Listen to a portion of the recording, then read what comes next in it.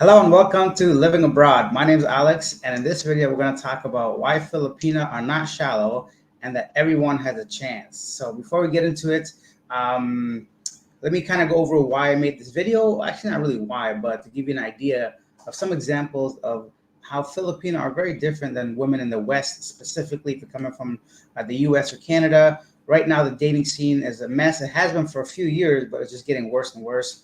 I think because of the rise of social media and everyone seeing how luxurious some people are living, and this whole idea of, oh, yes, queen, you're the best, all this stuff, right? So unfortunately, it has a real impact on the dating scene and society as a whole. So women in the West, this is obviously generalizing. I'm not saying every woman's like this, but overall, women value themselves very highly, and men need to meet specific standards to have any chance dating a woman in the West. Now, of course, this is for I would say adults, basically, not teenagers or people in the early 20s, because by that age, you're still obviously naturally just more attractive because your body's still young, you're more healthy, typically speaking, and you just have a bigger social circle. So meeting and dating is a lot easier, in my opinion, in your early years in life, just because of your surroundings.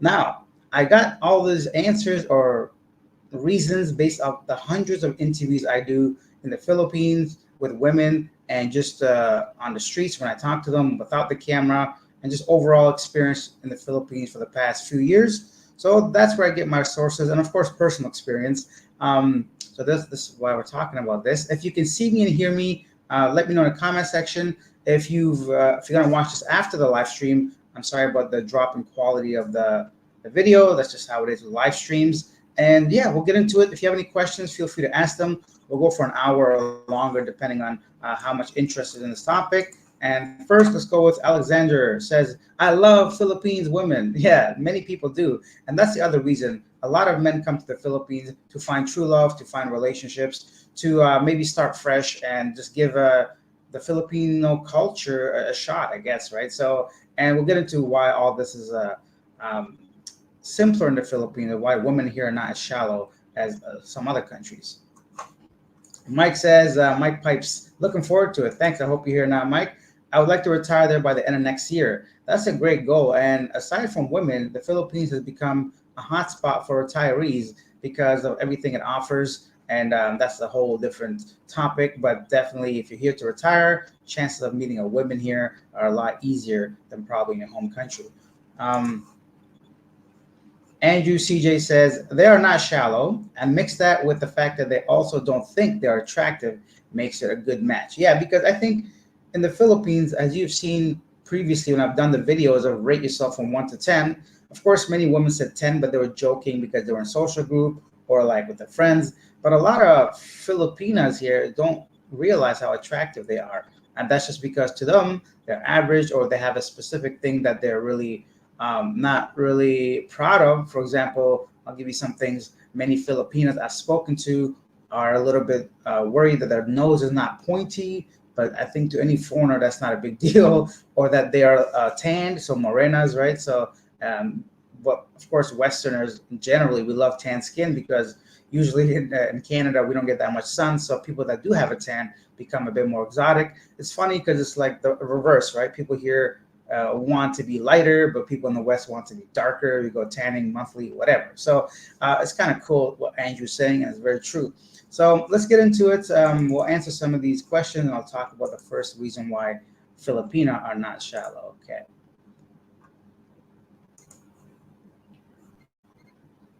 So, well, there we go. The comment section froze for a second. Andrew CJ said hello from Australia. Hello, Andrew. I think I know who you are. Dan Lopez says hi there. How's the weather there now? The weather is as usual: humid, hot, warm. Tropical storms are all on the way. So, um, yeah. Okay. Billy says, is there a reason why you chose the Philippines first, long-term stay, than Thailand? The reasons are very simple, and I've addressed this before. But for those that don't know, I've been traveling for the past 4 years now, like different countries, and I've never seen a country I didn't like, to be honest. I've had more fun in some countries, but overall, I love every country I've been to. The reason why I chose the Philippines over Thailand is very simple. for two reasons, which are very significant. Actually, three, to be honest. Number one, I can stay here longer. So in the Philippines, I can stay up to 3 years without leaving the country. In Thailand, you have 60 days maximum, unless you apply for a tourist visa outside your country, outside of Thailand, and then you might have 90 days. So what happens in Thailand, you go there, you get 30 days, then you have to extend that one more time to 60 days. After that, you can't stay longer as a tourist. You have to go out the country, you have to fly out, drive out, whatever, get out of the country, come back. Now that's very inconvenient for obvious reasons. So the Philippines doesn't have that. Number one reason why I chose the Philippines. Two is English, the language itself. It's very common to speak. Pretty much everybody in the Philippines I've come across speaks English, where that's not the case in Thailand, which is not an issue for everyday to-day interactions, if you want to buy food or something, or like just travel. However, for long-term relationship, in-depth conversations, and for my content creating, my interviews I do on the channel, it's very difficult. I've had many Thailand videos. You can take a look at that on the channel, on the playlist, and you'll see that the chemistry is not there. The jokes don't land. There's a huge barrier in language when it comes to culture and language. In the Philippines, the U.S. is very closely connected to the Philippines. I think they're still getting the most foreign aid from the U.S. from any country, about 60 billion a year from the U.S. My point is, there's a huge cultural influence from the U.S. To the Philippines, which is convenient for me coming from Canada. I can really be myself, make jokes, and speak and be fluent in everyday conversation with people, which is the third reason, my content. So now that the channel is my main source of income, I rely on the number of views I get, the videos I make, and of course, there's a large interest in the Philippines. It's basically my work as well now. So those are the three reasons: visa, duration, English, and it's good for my channel. So why would I not be here, basically? And that's not to mention all the other things, like how amazing the people are and the beautiful islands, etc., etc. So some reasons, but I can see why somebody would pick Thailand over the Philippines. It's just for me at this stage of my life, I'm going with the Philippines personally. If you've been to Thailand and the Philippines, you can see that in some ways they're very close to each other, but in some ways they're very far apart from each other, depending on why you're there and what you're looking for. Roman's here. He said, hello from Ukraine. Nice videos. Hello, Roman. Welcome. I hope things, I know it's horrible probably in most parts of Ukraine. I wanted to visit Kiev at some point before the war started, and I guess now it's just becoming a further, just down the line, I guess. At some point I'll be there. Dan says, excellent video by asking girls there if they like facial hair. Does this make you reconsider shaving your beard? No, man. You know, it's funny. The reason I have a beard is because a woman suggested it. I used to have a clean shaved face. No, you never change your appearance. I mean, I shouldn't say that, but if you're happy with something, stay happy. You know, of course, we do change our appearance for people. Like you go to the gym or you try to look a certain way or smell a certain type for your wife or girlfriend. But generally speaking, if you're happy with the way you look, find someone that is happy to have you in that state. You know, I mean, obviously you want to improve your health, but I don't think the beard has much to do with my health. I'm very happy with it. I don't have to shave regularly. I just let this grow. And if a woman doesn't like it, then I'm sorry, it's her loss, not mine. Because I'm not shaving this bad boy. But you'll be surprised. The poll, if you guys check the poll, I put a poll on the channel. Do women like men with facial hair? And yes is more than no. So this whole theory of how women like a clean shaved guy, I'm not about that. Real women want real men, and I think real men have beards. Unless you can't grow one, and that's just genetics or whatever. But I'm saying if you can grow one, you should, I think. That's my personal opinion, but you can do whatever you want. I'm not shaving mine. So Andrew makes a good point. Says Filipinos hate facial hair, but Indonesians love it. I think Indonesians love it for religious reasons. Obviously, I think in Islam, men are not really supposed to, but I think it's like because the Prophet, I don't want to say his name incorrectly, but some of the religious figures in history had a beard. A lot of men grow the beard, and it's just culturally more acceptable. And I've heard a lot of people say Filipinos hate facial hair. Yeah, of course, some of them do, just like anywhere in the world. But I don't think it's as wide of a gap as most people think it is. Plus, I kind of want a woman that wants to, I don't know, facial hair, because that's me as a man. I don't know. It's just there's no right or wrong answer, obviously, it's just preference. But I just want to close that idea, maybe that all Filipinos would prefer shaved face kind of thing. If you guys haven't seen the video, you're curious of what the hell I'm talking about, check out the most recent video on the channel. I went out on the streets of the Cebu city, asked women about whether they like facial hair or not, and the majority said yes. But that could be because I have hair, they don't want to be rude, or they're just saying that for the camera. Who knows? But it's all entertainment, anyways, right? This is not like a survey ever. Whenever I do these videos, just enjoy it. Watch some women talk about their preferences. Passport X is here. Greetings to you. Do you have a recommendation for a 30-day stay in Cebu, close to the mall? Thanks. Yeah, definitely. Check out Solinia Towers. I'm not sure if they do short-term stays, but I'm sure they have Airbnb. So usually in the Philippines, on the Airbnb sites, they will tell you the name of the building. So look for Solinia, and there's another one. I forgot the name, to be honest, at this point. But Solinia would be my number one pick because it's like two towers for sure, maybe three by now. And also check out Seda Hotel if you have a bigger budget, and if you want to stay at Seda. It's right attached to the mall. SEDA, Seda Hotel. It's right against the mall. And Calix in Business Park is a bit further out, but you can still walk if you want to get your steps in every day. So those are the three that I would recommend. Calix is a little bit further away from the mall, but it's still walking distance, so maybe within 800 meters or so. But it's in Business Park, so you don't see like the traffic as much, or like, you know, if you don't want to see poverty or the local life, it's just business area. Some people they just don't have the heart to see that on a daily basis. I understand. So yeah, check that out. Solinia for condos, Seda Hotel for hotels. It's a bit more pricey. And then Calix is a little bit further out, but still walking distance to Ayala Mall.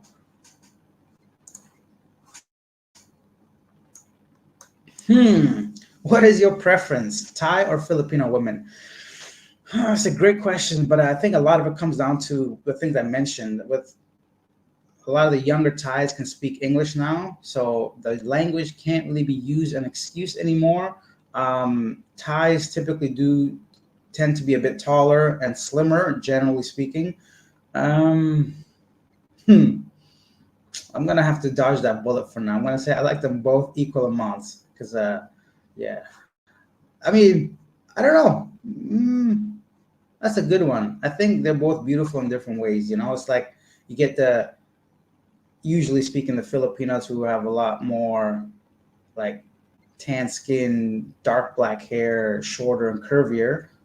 Which is great. And then you have the Thais who are typically a little bit taller, slimmer, fairer skin, but you know, so I don't know. Depends on your preference. I guess it depends on the day. So Philip Massey's here, fellow Canadian.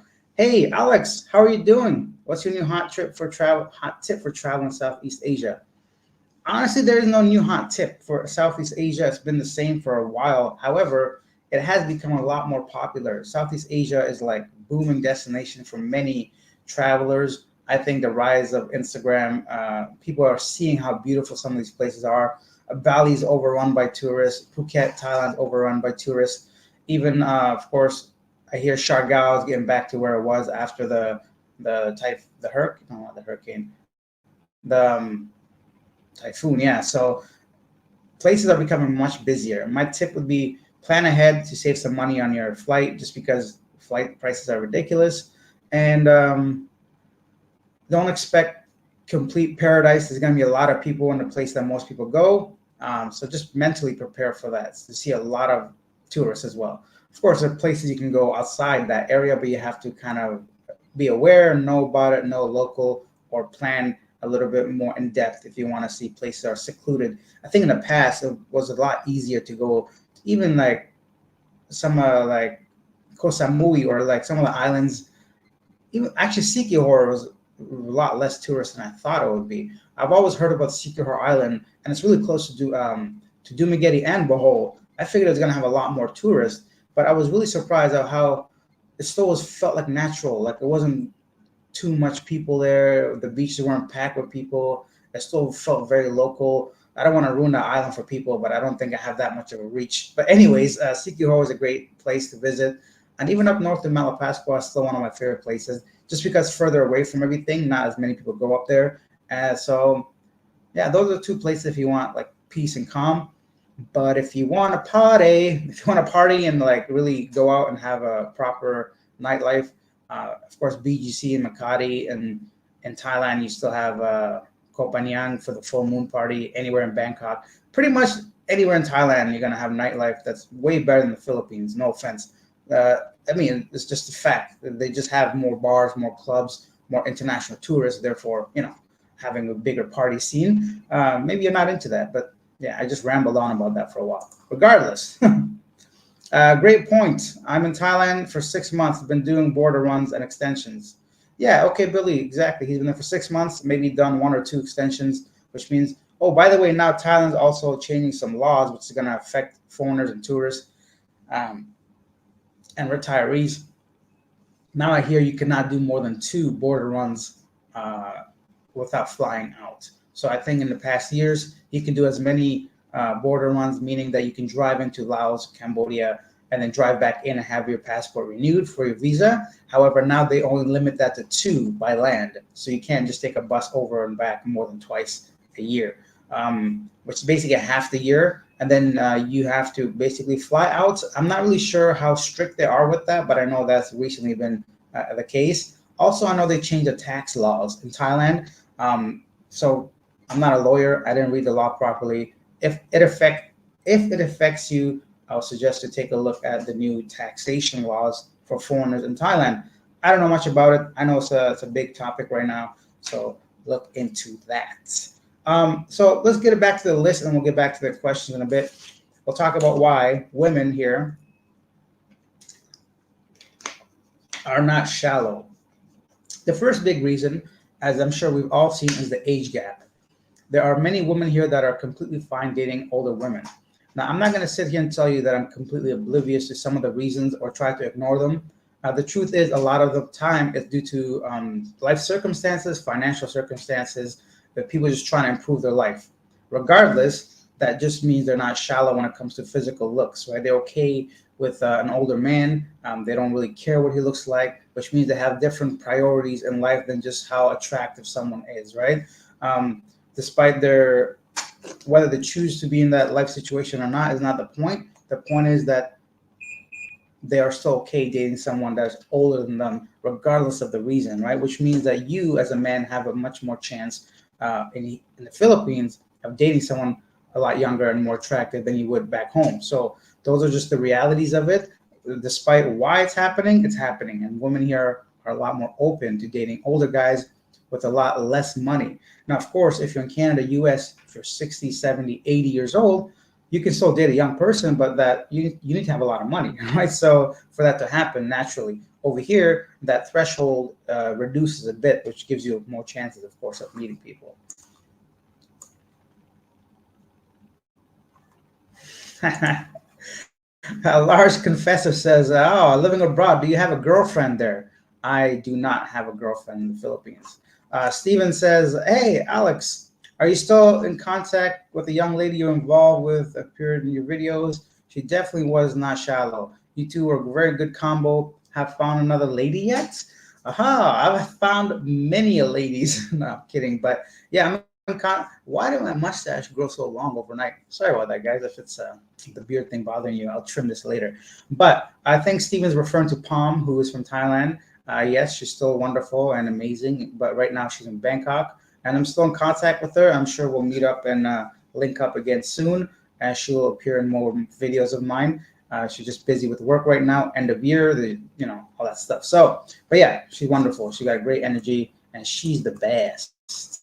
Now, going back to the discussion of why women are not shallow. Number two is physical features, right? So, a lot of times that I've done these interviews on the street with women, when I ask them what they like in a man, if I just ask that question, what do you look for in a guy? I guarantee, like I know for a fact, zero out of hundreds have said anything physical first. Every single woman I've talked to in the Philippines, when I ask them, what do you like in a guy? Or what attracts you to a guy? Something like that. What do you prefer? Anything like that. Zero times have anybody started with a physical feature, which is very different from the West. I guarantee you'll have some woman go straight to, I want a tall guy or a fit guy or, something like that, which is fine. That's the preference. But my point is that shows you the mindset of Filipinas compared to Western women. They start with characteristics. They don't go with the physical looks first.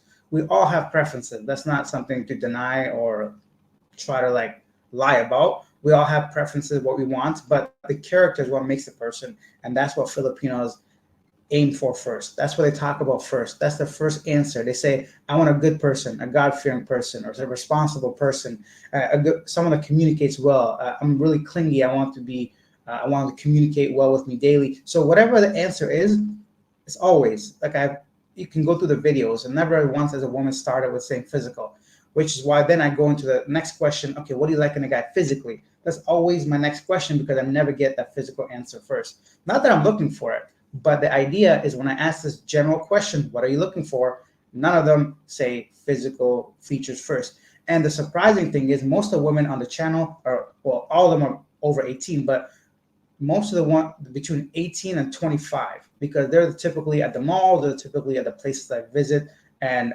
frequent.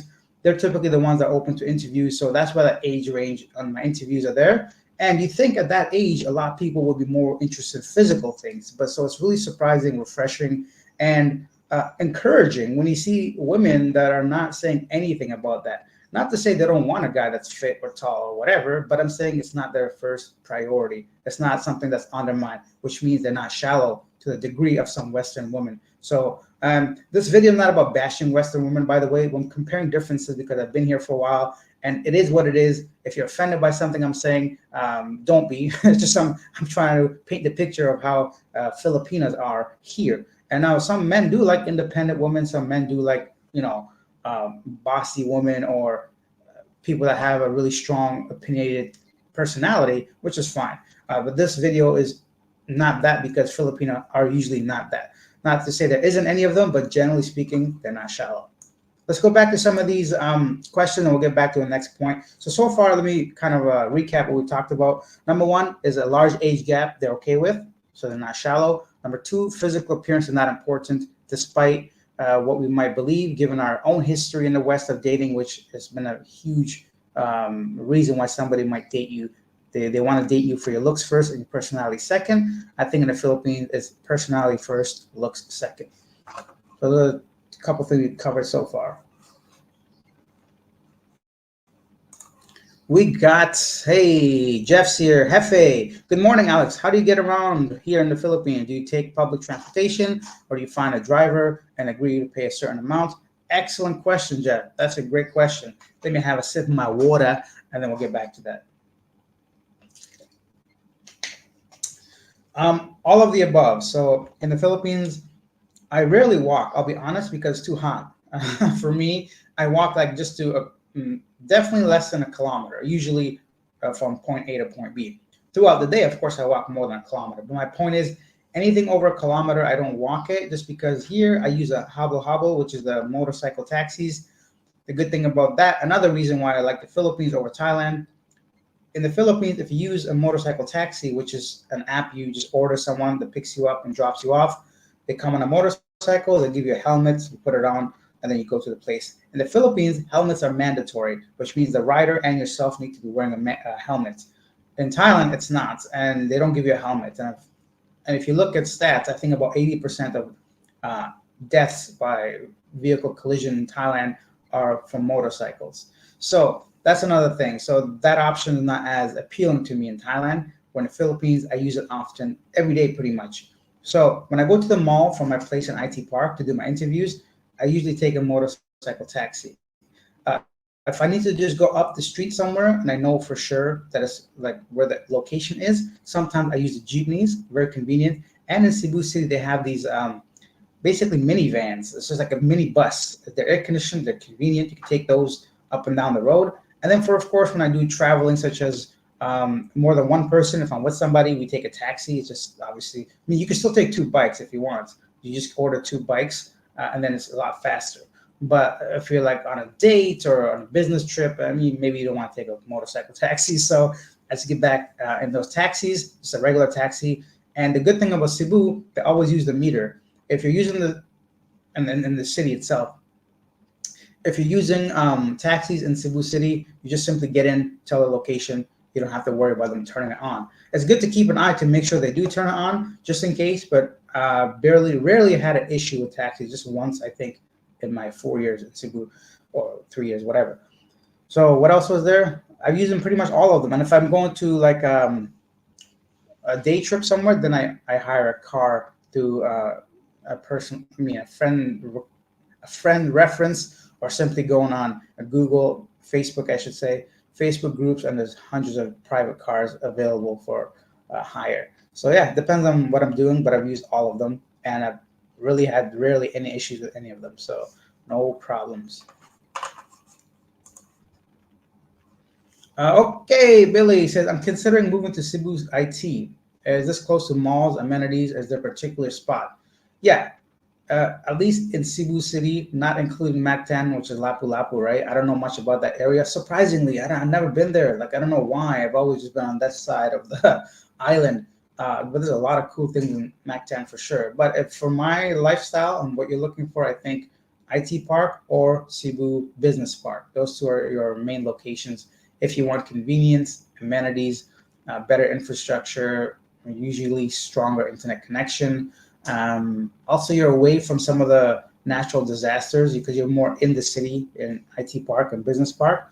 Plus, there's a lot of options when it comes to accommodation, restaurants, and just people. Lots of people in both those areas. If you want to people watch, if you want to have a coffee or whatever, those are two places: Cebu Business Park, Cebu IT Park.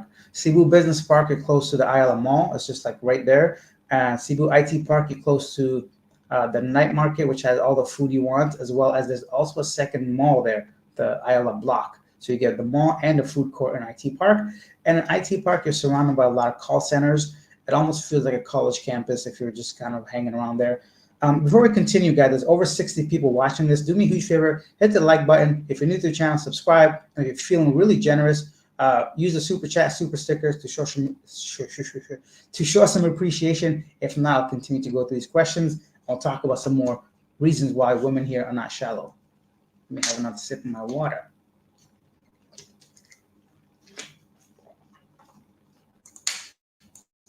Whoa. Then, is there any reason you chose to stay in Cebu instead of, let's say, Manila? A few reasons, yeah, for sure. Um, the number one thing, well, originally when I landed in the Philippines, I landed in Cebu. So just by chance, it happened to be the city I'm in love with now and I'm staying. The reason why I like Cebu over Manila is that it's really close to all the islands.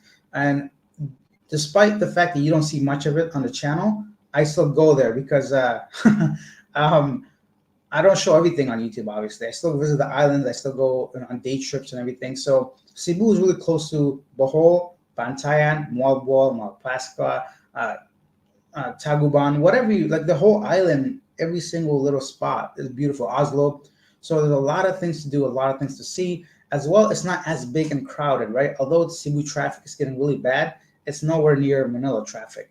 And I remember every time I've been to Manila, I had to wait a couple hours at least to get a taxi or grab if it's raining, which is another thing, in the Philippines, it's rainy season. And then it's just, I think, aside from those reasons, there's really not a reason. But because of what I do for work and like interviewing people, I think Cebuanos are a little friendly. I don't know really much about Manila, but everybody's just friendly. But those are some of the reasons why I chose Cebu over Manila. But I mean, nothing wrong with Manila on a like grand scale of things. If you're coming from Western world, it's still a lot better than most likely wherever you're coming from. Let's see.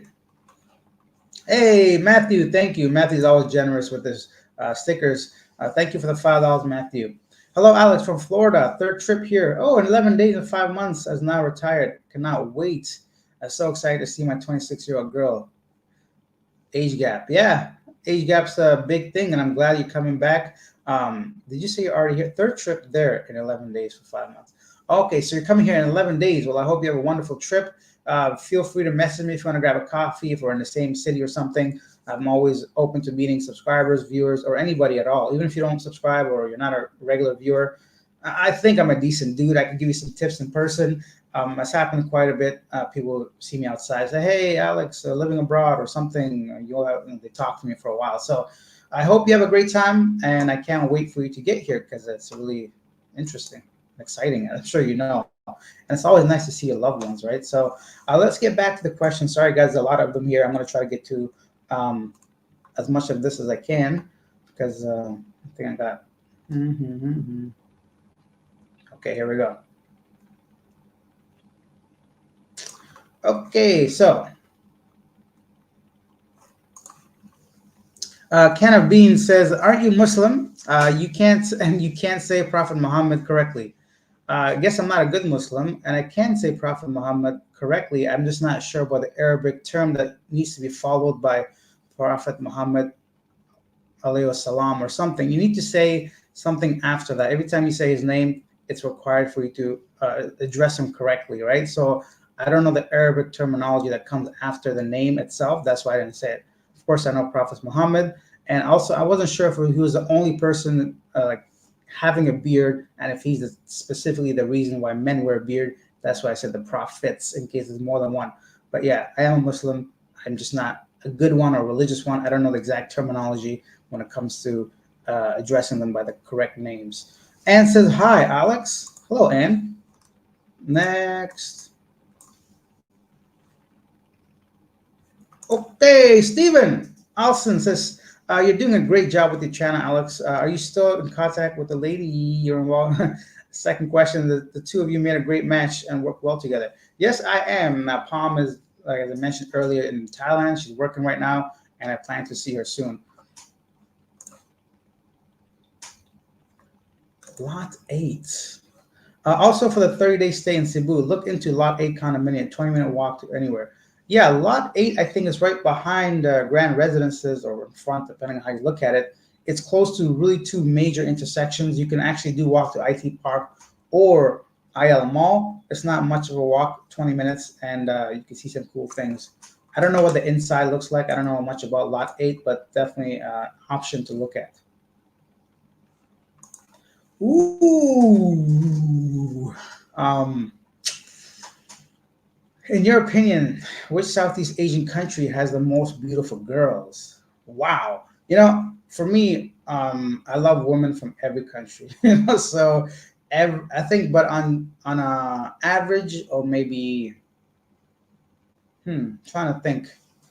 I don't know. Honestly, they're all gorgeous. Everybody in Asia just it looks great. But I think if I had to pick, I would have to pick maybe Vietnam, just because I've seen less of them, maybe because I've seen other countries more than theirs. So yeah, why not?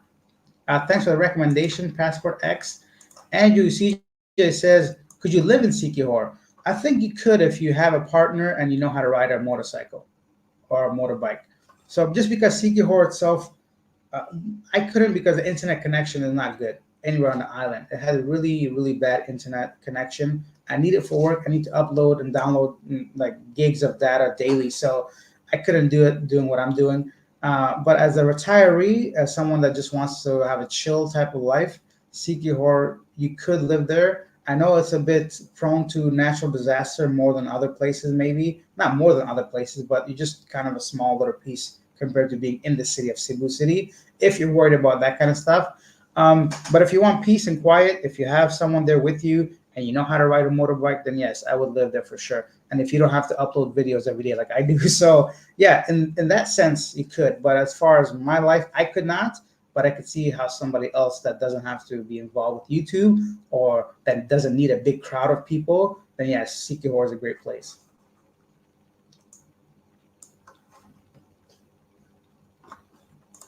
Uh, Ink Inked Up Lots says, "I went to Ilocos Norte, Luang City. It was amazing. Uh, Pagudpad Beach is beautiful, and not many foreigners go there for north." Yeah, obviously, if I can't say the name properly, not a lot of people maybe. But of course, Philippines is so big. I don't know where people are. I'm very like in a small little bubble of mine because the Philippines is a huge country, and I've visited many places, but not nearly enough. So I plan to visit a couple more places. But yeah, great tip. Hopefully, it stays that way for those that want to preserve its natural beauty and not be overrun by tourists. That's cool. Good. Thank you for the info.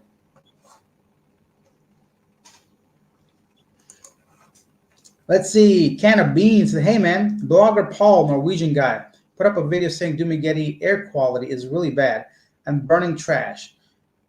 If air is toxic in Dumaguete, it must be very bad in Cebu. You feel it? I don't. Maybe because I'm used to, well, not used to, because I've traveled to India and Thailand, like Chiang Mai around this time. From here to like February, there's a whole like burning season where the smoke pretty much like encapsulates the whole city. And Bangkok for sure has bad air, worse than Cebu, like definitely. I never felt it. I can see why you might feel that way coming for your first time, maybe, or if you're not used to polluted regions, I guess. But for now, my day-to-day living, it's not a problem. I've lived in cities where really my sinuses, like daily, I can feel it. You get congested. People have to start like blowing their nose regularly, picking their nose, and it just becomes. And if you, yeah, it's really gross in some areas to the point where you could physically feel it and see it. In Cebu, it's not the case, or in Dumaguete, it's probably even less. Some people burn the trash still, yeah, in those regions. You might be near the provinces as well because I think they do that more often there. But overall, it's not that much of a problem for me. You can take a quick look on Google air quality and compare it to other cities if you want to get a better idea, a more accurate idea. But for me, pollution is not an issue. If it really bothers you outside in the smoke, if you're in a jeepney or a motorbike, you're more obviously exposed to the pollution. Just wear a face mask, like many of people still do. So take a look at that. Yeah, so Andrew says the first thing you notice is good quality of air in Dumaguete, especially if you're coming from Cebu. Yeah, as I said, I think Dumaguete has better air than Cebu for sure. So Andrew has confirmed that.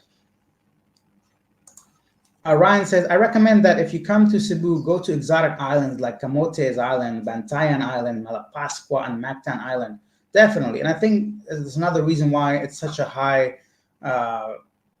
such a hotspot for foreigners. There's a lot of Koreans there and Japanese, and slowly Chinese are coming back. And it's because of those kind of islands, because they're so accessible from Cebu City itself. It's got an international airport. It's close to all those beautiful beaches. So another reason why Cebu might be a good place to check out. Hey, John. John's here. So good evening from sunny Southern California. Okay, so Cali's nice and sunny. You should do a collab with Ask Filipina. She does interview content like you. A lot of people do interview content like me now. Like I don't want to say I was a pioneer, but I know for sure when I go on YouTube now, there's a lot more interview style, at least on the street, than there were before. Yeah, people do what they do, but I don't know who this Ask Filipina is. If anybody wants to do a collab, they should reach out to me. I no longer reach out to people for collaborations. This is what I do right now. So if I get an email from somebody, I don't mind collaborating with them, but I don't reach out to anyone anymore just because it's there's no need for me, and also like it's just a lot of work. Sometimes I can't rely on the other person, and then it becomes like a headache basically.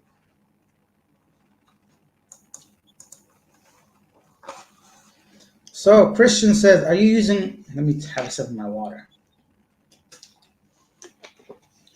I think Christian's a regular viewer and often commenter as well on the live stream. So welcome. Christian says, are you using Wise or similar to transfer money into the Philippines bank or withdraw using an ATM? And if so, do you keep extending out of country with your bank and have no problem over the last 4 years? Okay, great question. So my banking situation, I'm going to explain to you guys. Maybe it's helpful to you. Obviously, because I've been here for a long time, I didn't come in with a wad of cash. I don't recommend it to anybody. It's 2024. You don't need to. There's lots of options when it comes to withdrawing money. Yeah, sure, you lose 1 to 3% on any transaction, given your bank fees, withdrawal fees, ATM fees, exchange rate fees, all that stuff. But me losing $3 on $100 to have convenience and money at my fingertips throughout whenever I want, it's not a big deal. So for me, I still use my credit card to withdraw money. I use like my credit card to withdraw 20, 25,000. Most ATMs in the Philippines just have a 10,000 limit now, but if you know where to go, you can withdraw 25,000 at once, which means you're only paying one-time fee of 250 pesos. Is it 250? I think it's 250 now for what that withdrawal. Now, that's a very small fraction to pay to get money out. My ATM withdrawal, like cash advance fee, is about $5. I lose on that as well, but the rest is free because the card I use has no annual fee, has no foreign exchange rate fee, and it has no whatever fee. So it really works out well for me. And I lose, let's say, I think about 2% maybe on anything I do withdraw. I know I can't have a bank account here as a tourist because I'm on a tourist ACR card. I think there's ways to do it if you really know some people, if you really push for it. And I just don't need a bank account here. It's not necessary. And no offense, I don't trust Philippines banks because I've read and heard some nightmare stories, and I don't want to need my money tied up somewhere, especially a country that's not my own. I know in Canada, I'm a citizen. I have legal, you know, legal recourse and legal rights. If something happens, maybe I can take it to the courts. In the Philippines, sure you can. I don't know if it's going to be that easy for you as a foreigner to try to take up a bank in the Philippines as a foreigner. Plus, I don't have that kind of money to try to fight for. So if they take it, they lock it up, I'm pretty much screwed. So I don't have the capacity to fight in the Philippines in the legal system.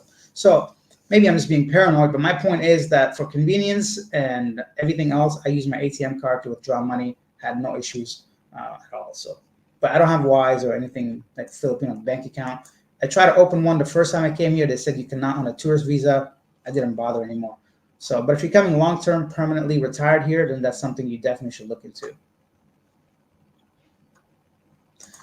John says, I'm planning on a trip to the Philippines in 2024, which is in a couple weeks, buddy boy. So coming up real fast.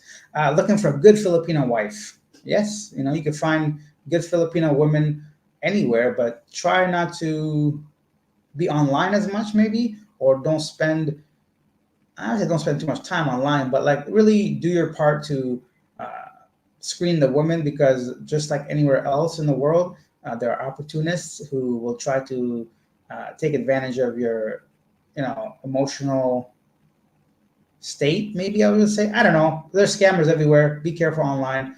Just try to meet people in social gatherings or in person. Or if you want to speak to someone online, do it like a short time before you come here, so you don't waste a lot of time or money talking to people online. Can of beans says, John, I'm in LA. It's not sunny now and rain tonight. Okay, the weather's coming up in LA. Thailand changes laws and wants our money, then kicks us out, and the Philippines welcomes us. Excellent point. Discern and dash. That's one of the feelings if you travel often, if you're well traveled between the two countries, it's really apparent real quick. Thailand wants you to come here, spend your money, and get out. And they change the laws way too often. Like it's like a monthly thing. And if you guys remember the Thai Pass, which was a whole nightmare by itself, they change the rules every week at that point. So Thailand government is corrupt like any other government, and they will try to take as much money from you as possible. It's just the way things are done. They rely heavily on tourism. They have a large number of tourists coming in. So anytime they can go ahead and exploit that, then they will, right? So the laws are always changing. There's always something coming out of your, your fees or your whatever it is always something going on. And once you spend your money, they want you out, because obviously the longer you stay, the more benefits you get from your stay, and the more in and out you go, the more money they can collect, right? So it's just basic. Think of it like a restaurant, right? They want the fast table turnover. You can't just sit there, order one meal, and just be there for hours and hours. I mean, you could in some places, but the idea for a restaurant or server is to turn over that table, get more customers in, more stuff on the menu, and then more tips, etc. What's the biggest challenge you find there with dating Filipino women? Excellent question. Now, I'm going to say this in a way that I don't misrepresent all women in Philippines, but I think like anywhere else, it's the lying. Like a lot of people, when you're dating them online, that you don't know someone, they lie to you because they think it's better, or they don't want to hurt your feelings, or they just want to see where the relationship goes. So trying, especially if you want to get into a serious relationship with a Filipina, because I think still divorce is illegal. So make sure she's not divorced, or I mean, she's not married, because that's a big thing. There's a whole side of the Philippines law that I don't know. So dating and marrying women in the Philippines can be very challenging if you want a long-term, proper legal relationship with someone. Basically, ensure that she's not married. If you don't want to have kids, make sure she doesn't have kids, because a lot of times people say they don't have kids, but they really do, because they know as soon as they say they have kids, you may not be interested. And that's the biggest challenge, to find who is genuine and who isn't. But then again, that's not just the Philippines, right? That's with anyone. I just think over here, because we know they're so approachable and they're so kind, we kind of just like give them the benefit of the doubt and completely forget all the things that we should be doing in any relationship in any country. So I think that would be the biggest challenge for me. Why you tripping is here? Long time no see. Hello, why you tripping? Welcome to the live stream. We got over 60 people watching this. Do me a big favor, hit the like button, subscribe to the channel if you're new, and if you're feeling generous, hit the super chat, super stickers, and I'll read your question first. If not, I'm gonna go through this list and see what else we have so far. Another reason why women are not shallow in the Philippines is money doesn't matter as much. So money matters everywhere. You got to be kidding yourself if you think women don't care about money.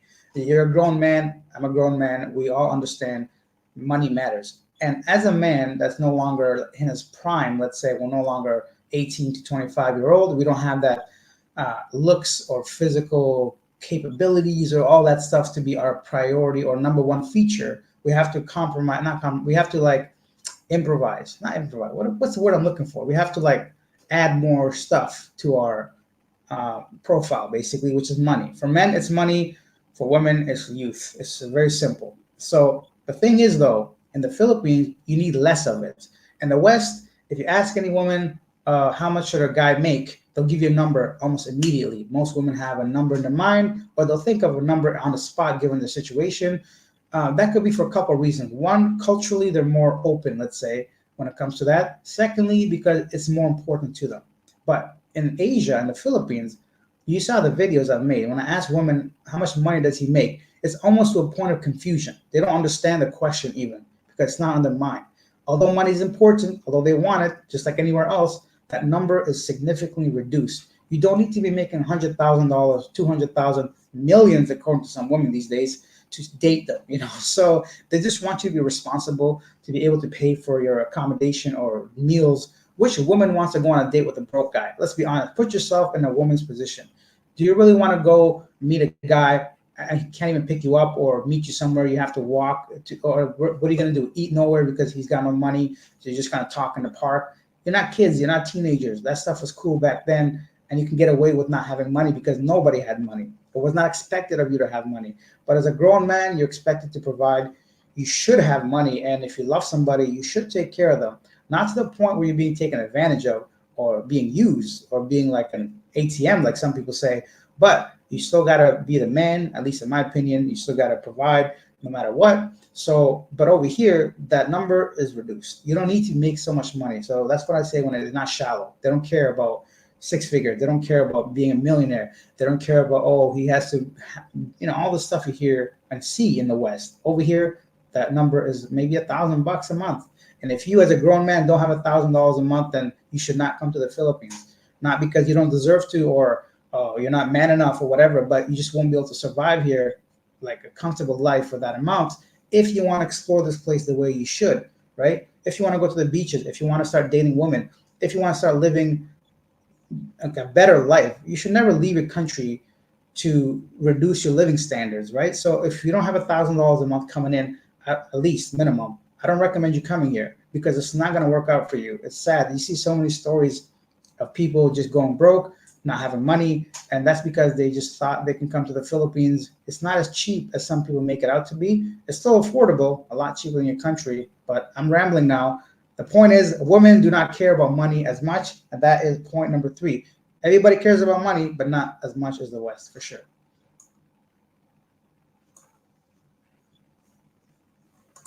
John says, to can of beans. I guess you've never heard of Albert Hammond's song, It never rains in Southern California. Okay, I'm gonna check out that song later. Later, alligator. Oh wow, I'm really behind on the question, guys. Sorry, just give me a moment. I just saw Matthew's Matthew's donation here, so thank you, Matthew, once again. I just got to your question going down the list. How do you make money? Do you work? I don't work. YouTube is my only source of income. I make money from people like Matthew who are generous and send money like this, or I make money from YouTube ads when I make videos, and all the ads you see on YouTube pop up. Um, but making money, that's it. I'm not a rich man, but I'm a free man. I live very comfortably. I travel all the time, and I don't have a regret leaving Canada, leaving my comfortable, good-paying job. No, forget all that. I'll do it again in a heartbeat and live my life the way I want. Because one thing I want to say, I've said so many times over the past few years, I want to say it again for those of you that are new. If you have if you have time and if you're young, I would not work for someone else. Try to do whatever you can to work for yourself, to make your dreams come true, to make yourself rich. If you're using someone else as a stepping stone for your own business in the future, great. But I'm saying don't settle for working in an office for the rest of your life. If you have time and opportunity, if you're young enough, just listen to what I'm telling you. Make yourself uh, like build yourself up to your potential. Why make someone else rich? And that's what I was doing. I had a job which I didn't see a future really. I peaked. I was at the top of the food chain when it came to that company. I had no more progress. Like either sit there for the rest of my life and complain, or make a change and move somewhere and live the way I want to live, which has paid off really well for me because now I'm comfortable and I don't have a single regret. Okay, so going down to True Life says, how can you tell the difference between working girls and regular girls? I'm coming to the Philippines in April. Very simple. Don't meet them at bars, don't meet them at clubs, don't meet them online. The chances will reduce drastically. And working girls will bring up money real quick. They don't have time to waste on whatever. So anytime any discussion of money comes up, anytime they want to ask you for load or transportation, or if they get too specific about your living conditions, or where you're living, if I say IT Park, they say which building. I'm like, what? Do you know all the buildings? What does it matter, anyways? Like it just you'll see a trend of like questions basically for them to try to figure out how much money you make. A normal person will ask you, what do you do for a living? And that's it. That's a normal question. But I'm talking about women that start this line of questioning of basically to get an idea of how much money you have. That's not a good sign. That's a red flag at the beginning. And you should just simply move on from that person. Look at the pictures. Are they promoting only their body and their profile? If you mean them online, if it's all bikini photos, what kind of guys is she attracting, right? So just common sense, honestly. Don't go to the bars, don't go to the clubs, and don't meet them online for money when it comes to that kind of stuff. Just go out, have a meal, have a coffee. You'll see hundreds, if not thousands, of women. Because they're approachable, you simply talk to them. That's it. No matter how old you are. I mean, if you're like 78 and she's 18, maybe stay away from that. I'm talking about within a reasonable social age gap, which is okay. Start talking to them and ask them out. Like, go to a mall. Whoever's working, at least she has a job, and she has a job. She's stable. She's willing to work. Then you say, hey, what time do you get off work? Do you mind if I buy you coffee? Or, oh, like just start a conversation. It's very easy in the Philippines. Which brings me to my next point before we continue. I mentioned age gap a few times, but because there's no stigma against it, because in the Philippines, you do see many couples relationship with a large age gap. There's no stigma to that here in the Philippines. Therefore, it's a lot easier for you to meet women here. So for example, think of it this way. In the West, if you're 25, your pool of people are basically only 20 to 28-year-old women. So you only have an 8-year gap, let's just say theoretically. That's your pool of women to choose from. In the Philippines, you have a gap of 20, 30 years. It's like 5 or 10 times more than the West. And that alone, just numbers alone, give you a better chance. So you have a lot better chance of meeting women here than you do in the Western countries. And because there's no, as we talked about before, there's no financial requirement, there's no physical requirement, which means they're not shallow, and that stigma is removed from society, from culture, from the Filipinos, which means you can just date a lot more people. Simple as that. So your chances improve. And that wraps up today. I'm joking. Got a lot more questions to read. And then we'll wrap it up in 15, 20 minutes maybe. So those are the 5 reasons why women in the Philippines are not shallow. But we got a lot more to talk about here, and I'll tell you guys all about it in a second. Got a lot of questions to get through, guys. Give me a second. I'll get to them.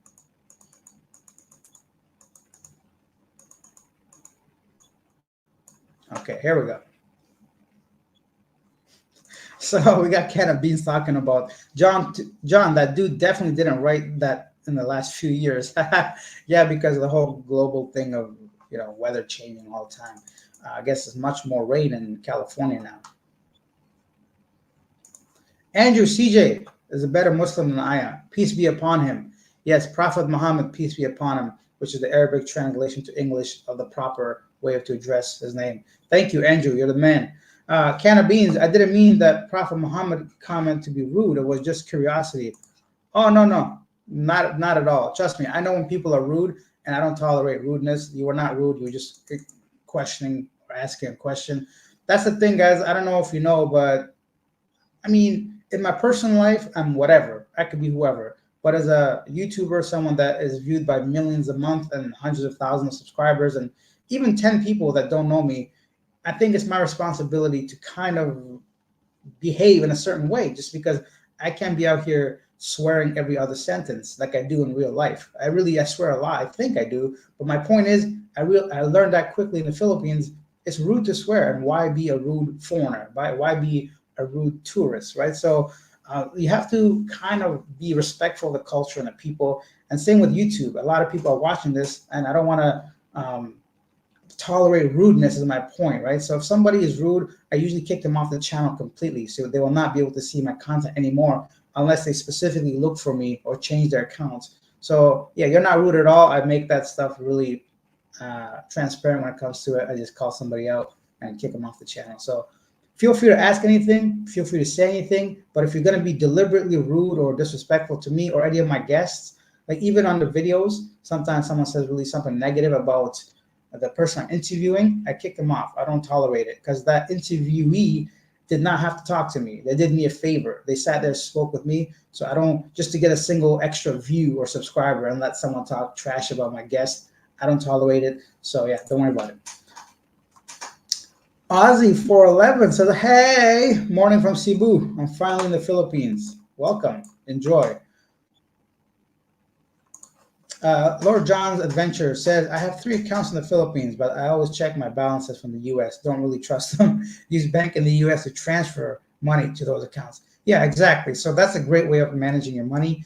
Keep your money in your home country. Transfer whatever you need to your bank account in the Philippines, because if you're not a tourist, if you're married or here on a different kind of visa, or you're here for there's many ways of staying in the Philippines. So my way of staying doesn't really allow me to open a bank account easily, so I stay away from it. But if I was here long-term permanently, if I didn't travel so often, of course I'll have a bank account so I could transfer money into it. So Lord John's Adventures says he's got 3 of them. He checks it over there, sends himself some money, and that's how he operates.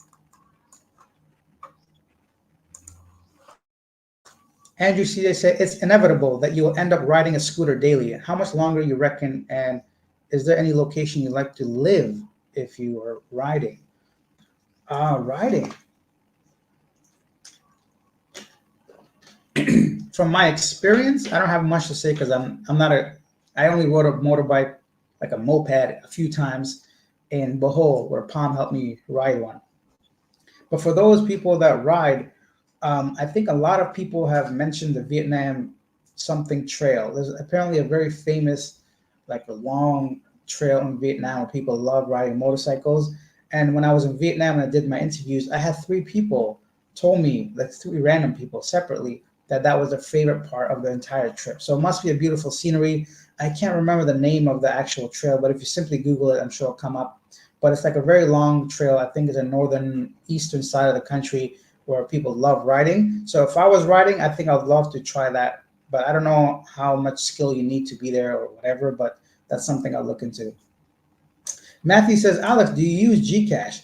I don't, but if you have a chance, an opportunity, look into Gcash if you're able to sign up for it. I know some foreigners had some trouble signing up for Gcash, but eventually, once you get through, it's very convenient. I've also heard of people saying that if you forget your password or login information, your money's pretty much tied up forever.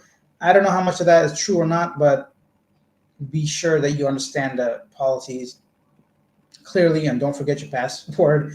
And sometimes the verification process can be annoying, apparently. But if you can get Gcash in the Philippines, it's really convenient and really useful and helpful. And you can pay for a lot of things using Gcash. Even street vendors have Gcash barcode you can just scan and pay for. So the less cash you carry, the better, obviously. So yeah, look into Gcash. I personally don't use it, but yeah, you should if you can.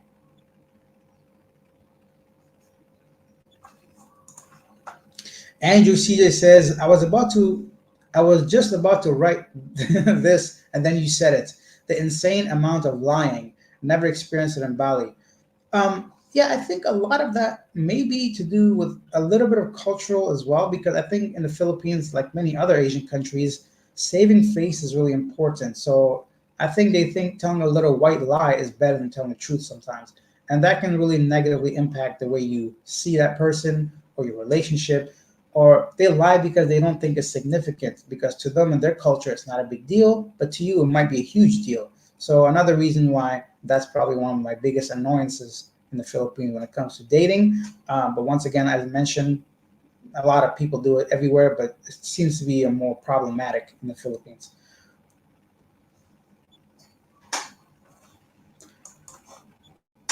Laura John says, "How does your Thai girlfriend like the Philippines? The Philippines girls get along with her." Ah, that's an interesting. When Palm was in the Philippines, there was this tension between her and other people, other women especially. I think a lot of it had to do with the fact that they thought she was Filipina and just didn't want to speak Bisaya or Tagalog, right? So I think they thought she was better than the rest of them, so she only spoke English because Palm does look Filipina, but she's Thai. So I think aside from that, people that actually knew her got along really well with her because she's a great person. But aside from that, there wasn't anything obvious aside from that. Yeah, that's the thing. Filipinos are the best. They're so accepting.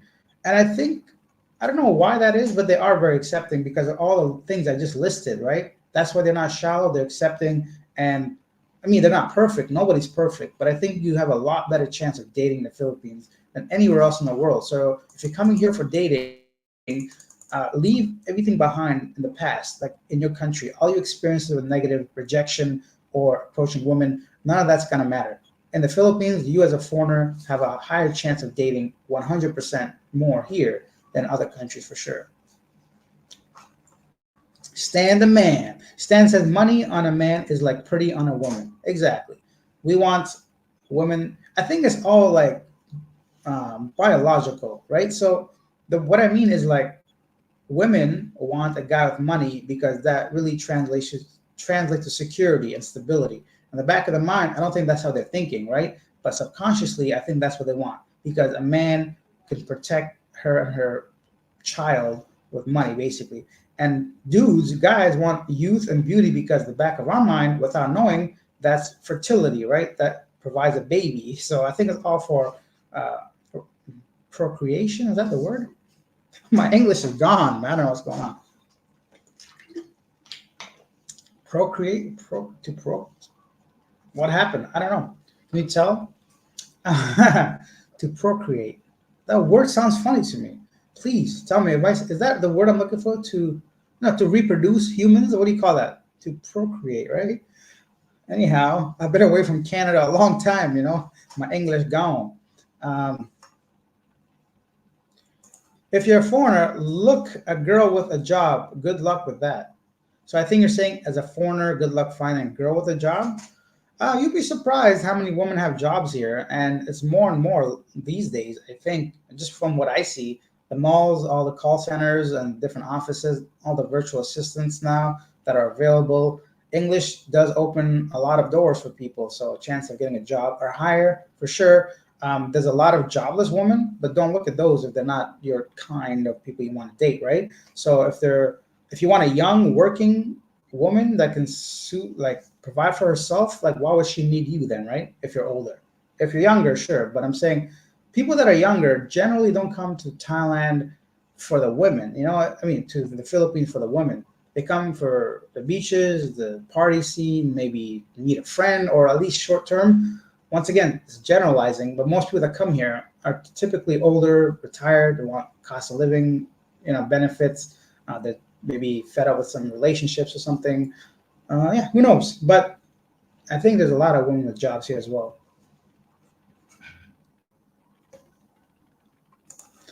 Oh, Jichi, Lion's Journey says, "Good morning. I'm here for my chance with the Filipinos or Filipinas." All right. I hope you get that chance, and I hope you make the best of it. Um,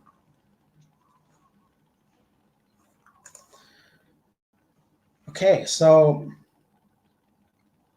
Slider or Slidero. Anyways, Slidero, or I'm just gonna call you Slider. Slider says that's why Filipinos prefer foreigners. Most Filipinos are irresponsible and no income. Hmm.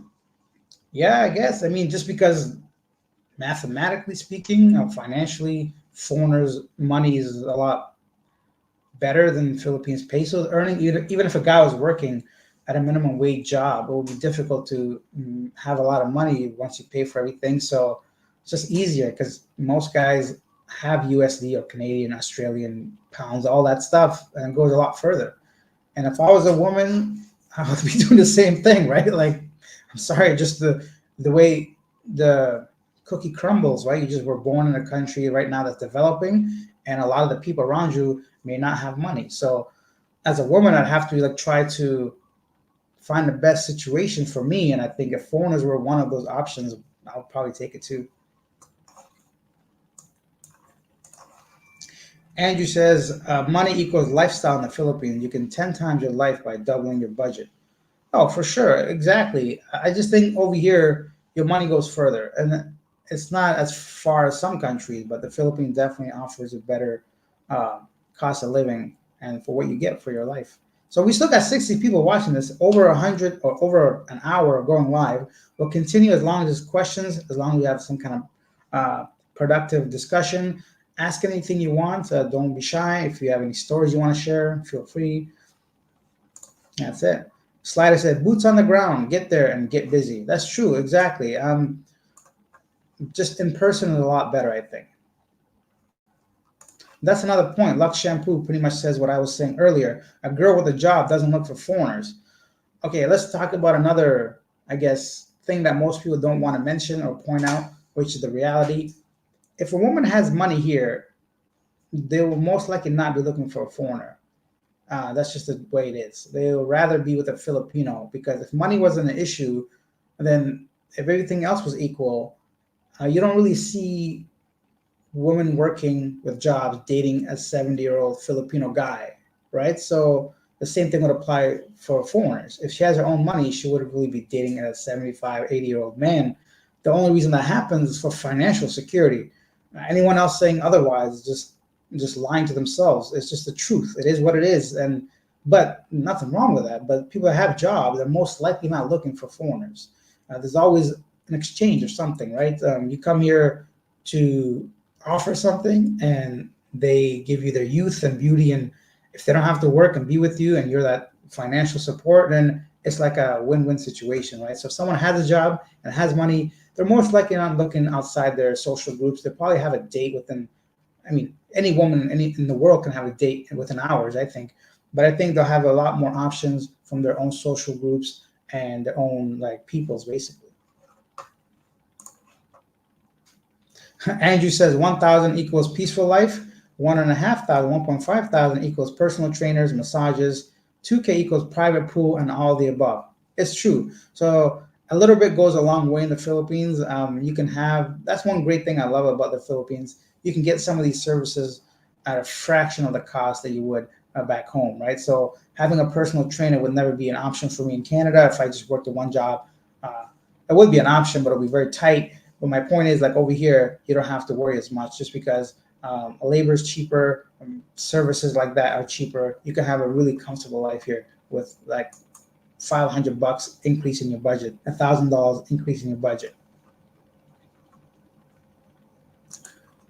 Oh, Slide is from Canada too, eh? Oh, it's easy for a millionaire in the Philippines. A million pesos is less than 80K US. Yeah, it is, but over the year though, right? So 18, that's 1,500 a month. That's it's not bad. 1.5 thousand, that's like a comfortable level. Um, it's just good to have that for sure. If you can't make $18,000 a year working in the US, that won't get you anything really, right? So you probably have to share a room. You probably have to have like a older car, but in the Philippines it goes a long way. We're going in circles with that. Let's go. Let's move on to the next thing. Mark. Mark Fox says, just saw the interview with the homeless guy. Great interview and sad story. Yet another guy effed over by meeting a bad Filipina. Yeah, I mean, I guess if he met a good Filipina, he wouldn't be on the streets, right? So it's always going to have a bad story, no matter where and who, whether Philippines, Thailand, Vietnam, Singapore, anywhere, Canada even, right? If a woman's involved and you're on the streets, she's going to be a bad one, right? So hopefully you meet the right person and this doesn't happen to you. And videos like this and hundreds of others on YouTube can prepare men coming here from falling into the wrong crowd, hopefully. Yeah, that's the thing. If working is fulfilling for you, do whatever you got to do, right? But for my life, I think this is referring back to never work for someone else. Um, for me, because I just wasn't happy every day. I was looking at the wall essentially, and I'm like, there's got to be more to this job than just me getting a paycheck and wasting 8 to 10 hours of my life daily. So if you're happy, you're happy. That's the whole idea, right? If you're happy, why change anything? You don't. If you're happy, you rarely do you decide to leave your country, right? So this was for people that are just kind of stuck in a position they're just not happy with your job, with your relationship, with just your personal growth. Take a chance, you know.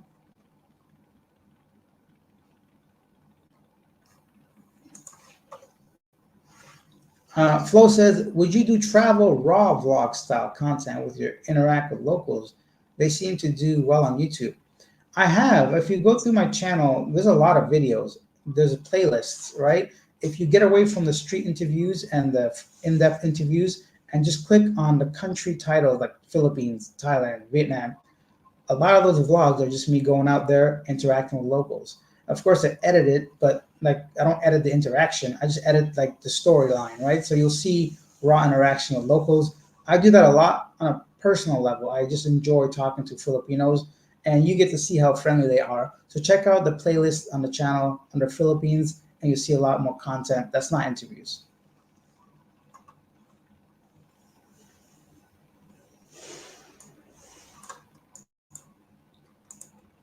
Uh, that's a great question.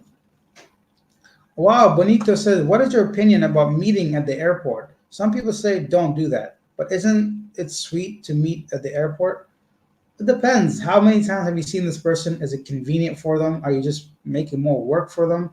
I know when I travel, when I see family or anyone, I tell them not to come to the airport because I don't want to trouble them. I don't want them to like come from wherever, take a day off work, or if it's a late, early flight, go through traffic.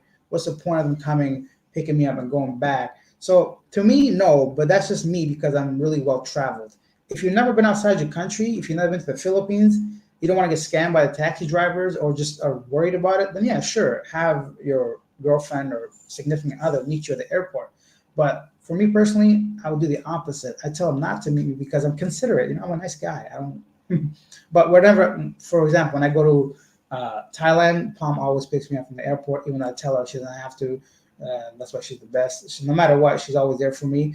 But when I go see family and I know they're working, I don't want someone taking time off work to pick me up from the airport. I'm comfortable with my home country. I know how to get around. Even recently in like Dubai, when I went there, my family insisted on picking me up, but I know their work schedule. And I said, no, no way. I'm not even gonna tell you my flight time, right? So I think depends on why they're meeting at the airport and how much you know the person and how much you know that country. So it's kind of like a 50-50 question. Yeah. But I think I explained that pretty well. I don't have to continue on that. If you're on vacation looking for chicks that, well, let me start that again.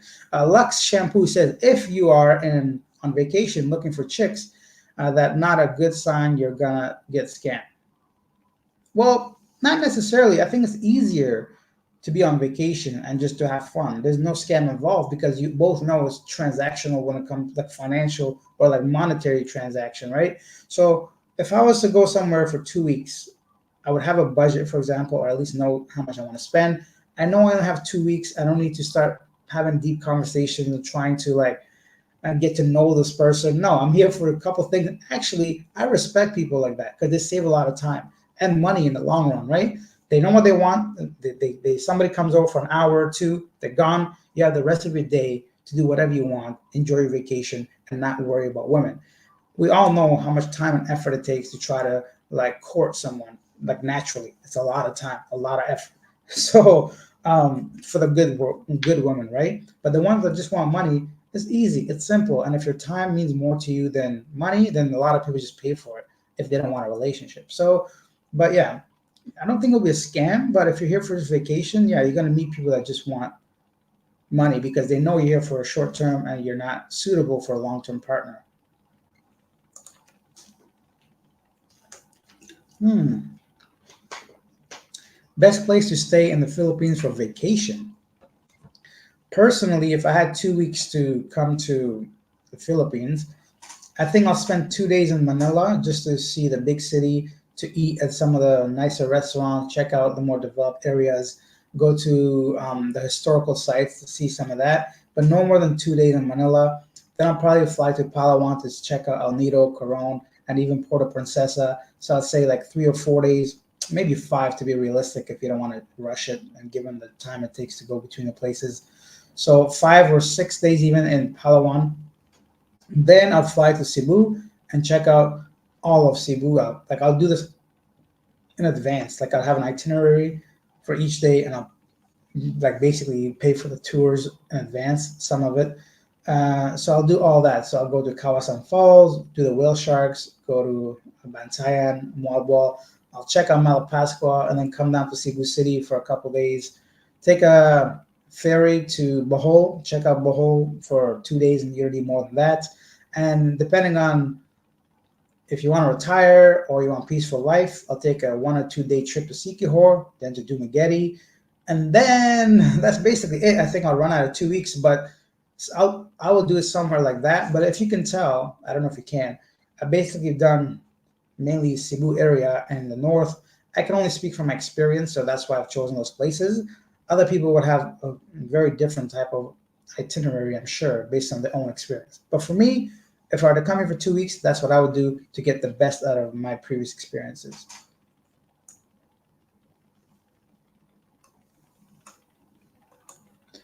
Ah, foreign women have greater success with Filipino men. They're mostly gentlemen. I don't know nothing about Filipino guys. I'm sure there are gentlemen, but I don't know many foreigners that are here looking for Filipino guys, to be honest. And the type of Filipino guys, them, yeah, I don't. I've seen very few when I ask them if they dated a Filipino. They always either say no or just friends, or not to say they're not looking for them. But I think first of all, the number of women coming here looking for relationships are very few. And the people that are just traveling, they're more likely to either have a partner or meet someone in a different country. Um, this is just based off what I know from the interviews. I'm sure there are gentlemen, but I think Filipino women have a lot more interest in them than Filipino guys do. And I think that's just a fact. Um, There we go. Stan says the median age for women in the US and Europe is over 40. The median age for women in the Philippines is 25. There are a lot more young women in the Philippines, a lot more. Okay, yeah, numbers wise, not only are there a lot more, but you have a lot bigger chance of dating them given everything we talked about today. Not all, Stan. Maria. Yeah, of course. Everything we're talking about is general terms, right? So if you want to think on that specific idea that not all is something, obviously, but you can't even watch this video, it'll be just garbage. But this whole live stream would be pointless, right? Because nothing I say applies to everyone. This is just like generally speaking from my experience and the commenters, right? Um, you can be living in a small town somewhere and nothing I say applies to you, right? You could be there with your wife, your kids, and living a life that's completely different than what I'm talking about. This is specifically from my experience and general people that I meet through my hundreds, actually thousands of people I've interviewed by now. For sure, there are over 1,000. So that's just based off those people's experiences, my experiences, and the type of question I ask of them, who they can just lie about too, by the way, right? So I can only go based off my experience. But Maria's right. Not all of anything applies to anything. There's no thing that you can say all of these people are that way. It's really rare to find that kind of situation. So I agree. Not all. Keep that in mind, everybody. Stoic free diver. Many guys find a Filipino girlfriend and move to the Thailand with her. He did the opposite. Any thoughts and reflect with us about this? Many guys do that. Thailand life is amazing. So I'm not gonna sit here and tell you that life in Thailand is not good or sucks or it's worse than the Philippines. Life in Thailand is incredible, amazing in every way, every day. But in my line of work, from my daily life, for what I'm looking for, Thailand is just a inconvenience right now. It's just a headache to get through all that. When it comes to retirement, would I retire in Thailand over the Philippines? Maybe, just because I know I've been to Thai hospitals and I was blown away. I was amazed on how advanced, modern, clean, friendly, fast. Like had no idea Thailand had hospitals like that. But that was a big surprise. I've never been to any Filipino hospital. I have no idea what it's like. But I've heard some very, very bad stories from some people I've interviewed, right? So that's just one small fraction of the reason why somebody might pick Thailand over the Philippines, right? Um, by the time I retire, maybe a lot more Thai people are fluent in English. Who knows? Maybe that's not going to be a problem. Maybe Thai changes their rules on how long a foreigner can stay or what they can buy or retirement visa, all this stuff, right? So I don't know what's going to happen when I retire, so I can live there maybe permanently. But for now, the Philippines works for me, and the Filipino people are a really big bonus.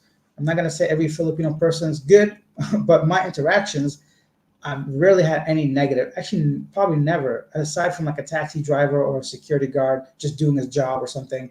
I've really not had any bad interactions with Filipino people. But then I don't live with them. I don't have a Filipino girlfriend. I don't know what that side is like. It could be a whole different like nightmare story. I have no idea. I can only speak from my own. So for me so far, that's why I'm here. Huh? I think I misunderstood Maria's comment earlier. I think she meant not all stand must be referring to something else. So regardless, this is about Gcash and some phone numbers. I'm going to skip that. Um, Whoa, wow, Benito said, should you avoid the Filipino who has dated a foreigner before? Is that a red flag? Not necessarily, not really. Depending on why they broke up, how long they dated, like where's this guy from. The thing is, you don't know any of this. Like you only can go based off your in-person interaction, right? So a lot of times you see people's true color within a few hours, days of being with that person. Anything online is just a lie. That's why I look at it. No matter what someone tells me online, I don't believe it. If I'm trying to find a girl online, I say, "Hey, what do you do for a living?" And she says, "Oh, I'm a virtual assistant." I'm like, I don't believe a word you say. Not just that's just the way I think. You have to. So if she says she's a virtual assistant, she has no kids, she's never been married, and she got a family of four with her parents and brothers and sisters, I don't believe any of that. Just because that's how you have to think. It's just like anything else until they can prove it or see it in person. Let's say I meet this person and I say, "Hey, when do you start work?" Next thing I know, she's like, "Oh, I left that job or whatever," right? So, or she could show me her work and I can watch her work. I mean, my point is, you don't really know anything online. So, I personally have this idea of just not believing a word people say until I meet them, and just the way it is. And if I'm wrong, I'm wrong. I'd rather be wrong than right about something when it comes to red flags and stuff like that. So you need to have some kind of idea before you go into it because women are very clever. They know exactly what you want to hear. They know what games to play. And this is women everywhere, right? Not just the Philippines.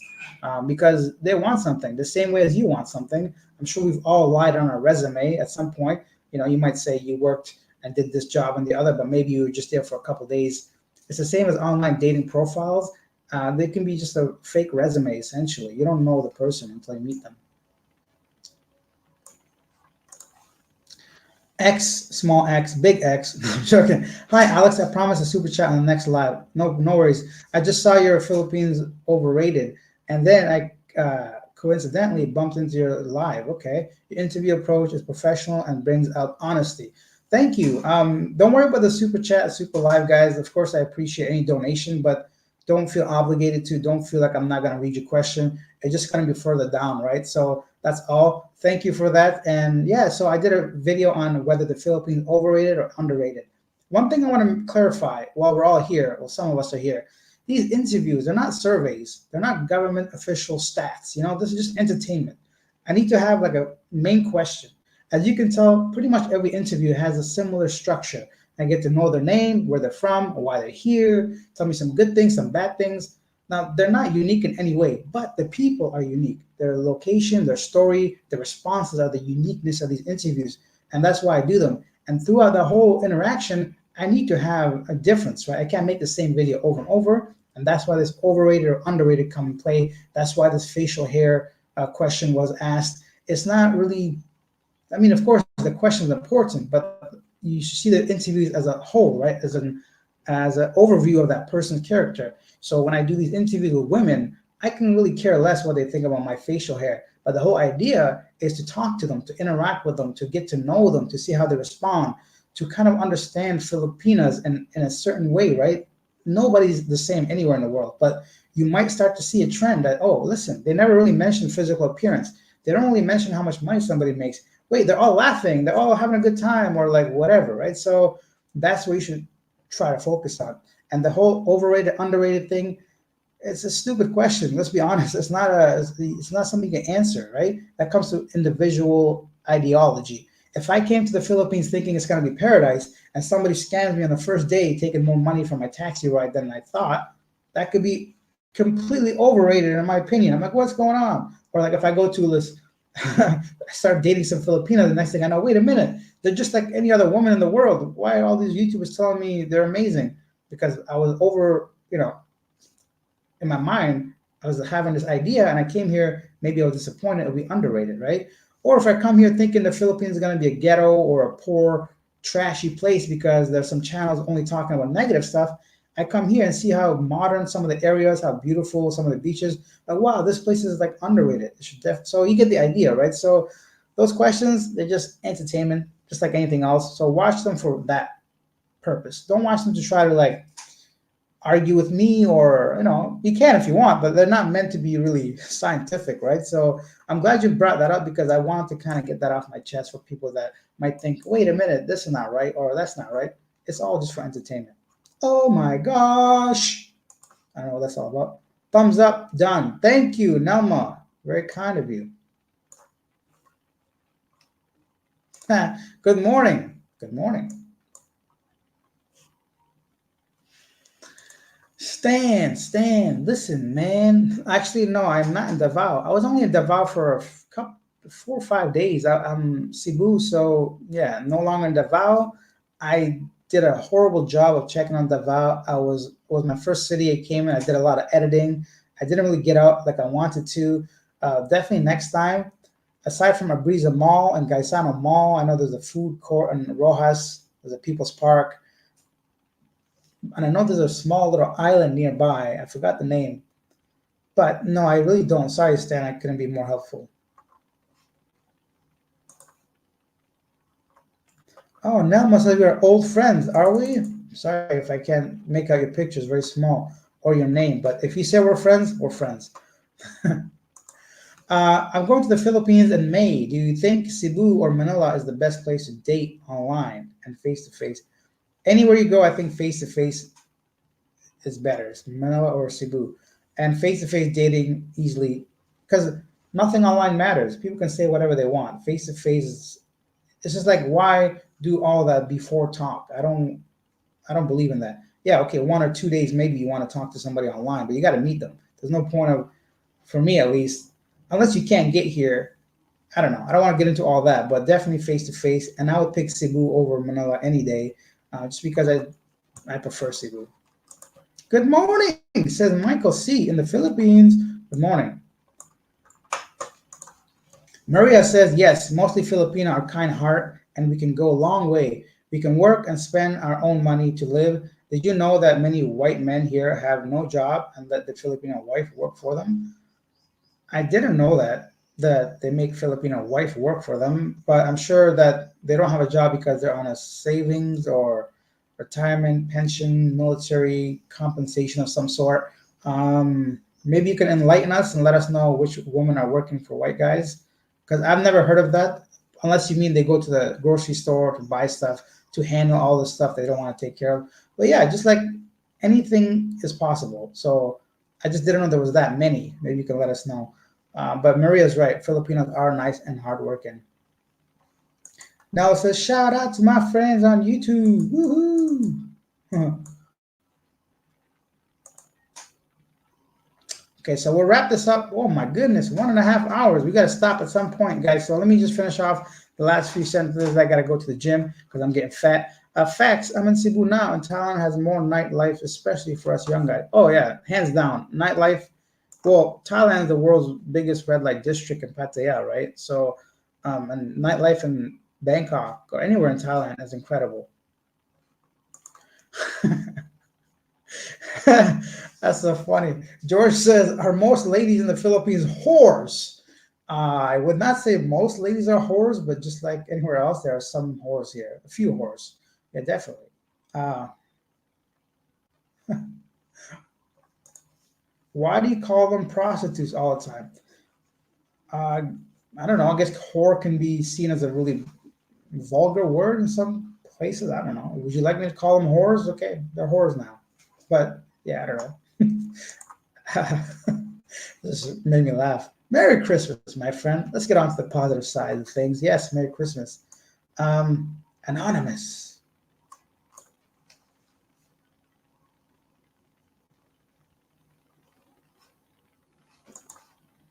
Anonymous says, how common are shallow girls there?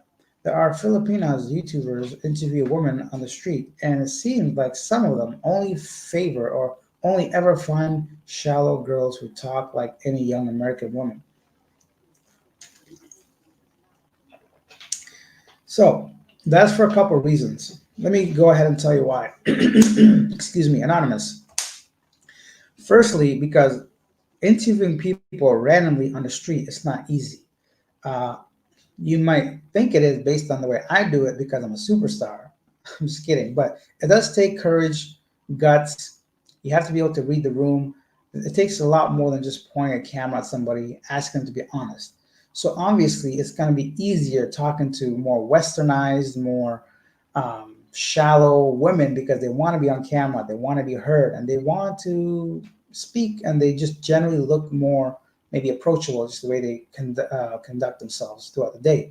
So that's probably why you're seeing a lot more of that. To interview regular, working, proper, educated, professional women, like, I mean, some of the ones I do are, of course, fall on both sides, but I try to not go for the easy interviews. For me, it's actually more rewarding, challenging, and easier to approach someone that is not shallow. So someone that looks like, I don't know, good but professional, and it's not really, because I've had many opportunities to get easy interviews, but I didn't do it because I don't want to put that person on camera because either I know that they're not normal, as for like I know the prostitutes, whores I should say, or I know it's easy to go to a bar or interview those women because they're open. So it really, I think, comes down to convenience, ease of interviewing them, and some people want that kind of woman on their channel because it gets views, right? So if they're showing too much of their body or dress a certain way, it's because they can get clicks, right? So that's another reason.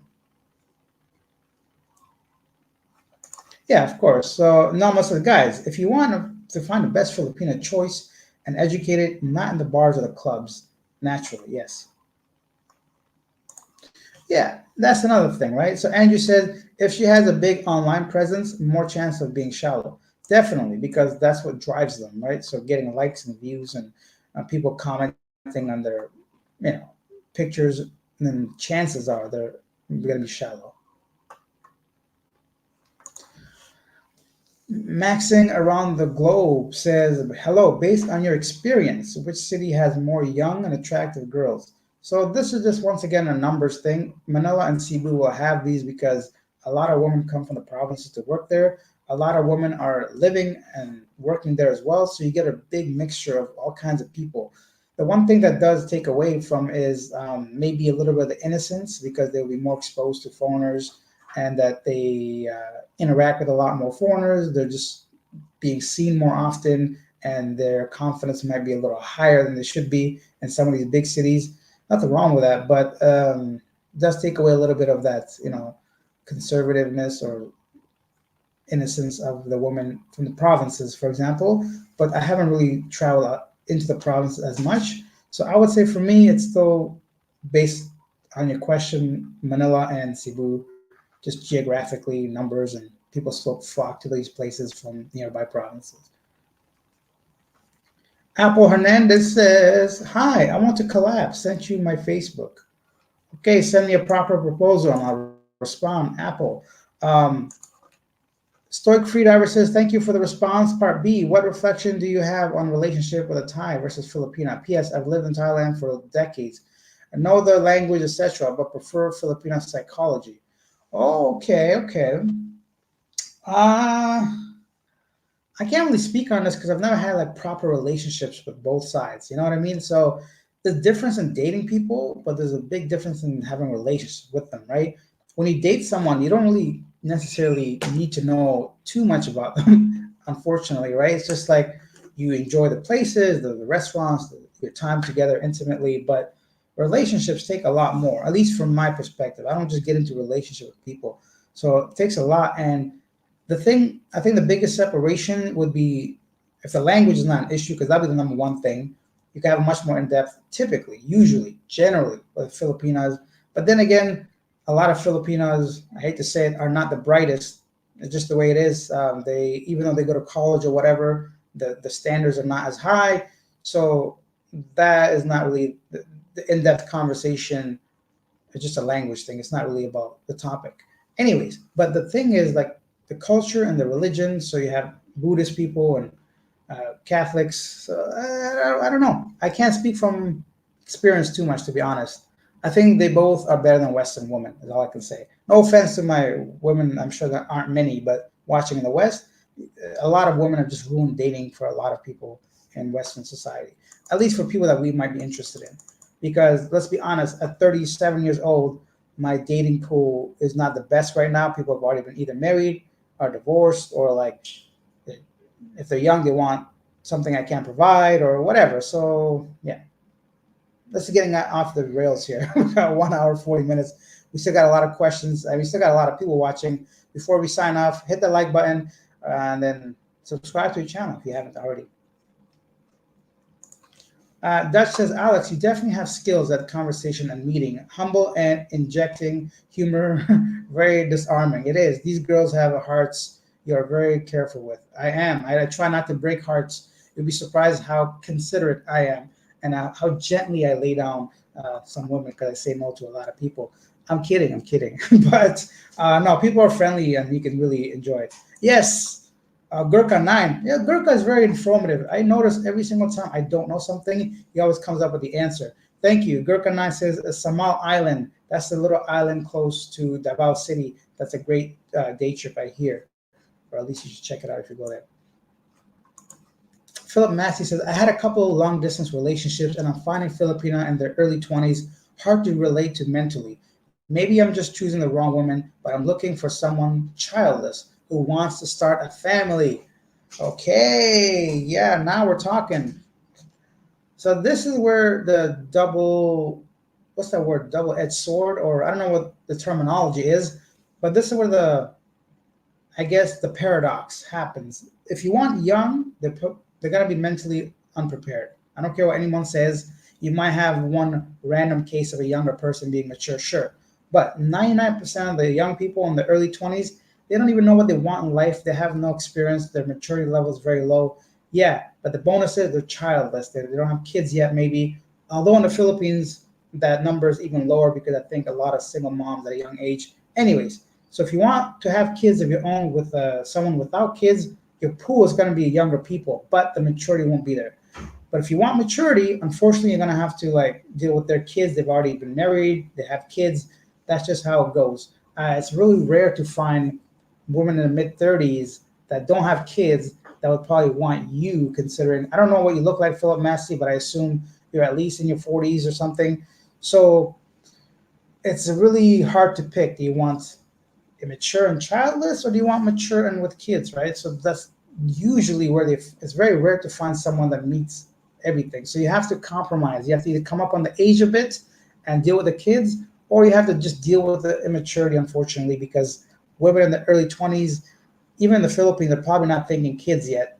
People are really becoming, I'll say westernized, but the Western influence is high here, and they're starting to see how much opportunity there is by either men being interested in them, working abroad, or just like trying to make a living online or something. So the idea of child or children are getting pushed back a bit, I think, from the younger Filipino generation.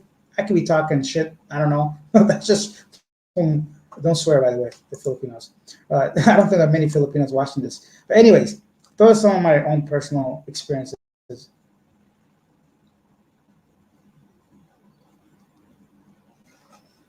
Oh yeah. Ray says, any advice on fun things to do in Cebu? I've been to all the tourist spots and just turned 30, and the nightlife is a bit dull here compared to Bangkok. Yeah, if you've done everything and you want nightlife, there really isn't anything aside from Icon or Verified Lounge. Check out 8th Street Avenue as well. And from Cebu Mercado, which is like the street food that goes on from Tuesday to Sunday, basically it, man. That's all that I know of. I'm sure there's a whole wild side to the Cebu city and underground. Who knows what else is going on? But for my regular dude that doesn't drink, I don't know anything, bro. So that's all I know.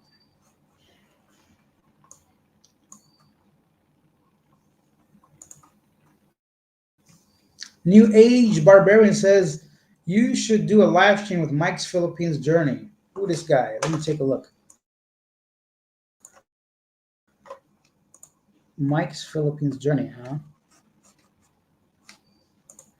I've heard of this channel, but maybe I have. There's a lot of YouTubers in the Philippines, so excuse me if I don't know them personally. Usually, I don't follow other channels unless I know them as friends, because it can get so toxic, as we've discussed many times.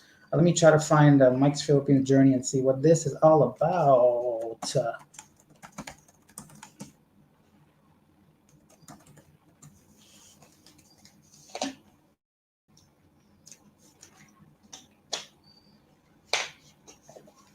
Oh, today's Men's Day? I had no idea. Or one of these days is Men's Day.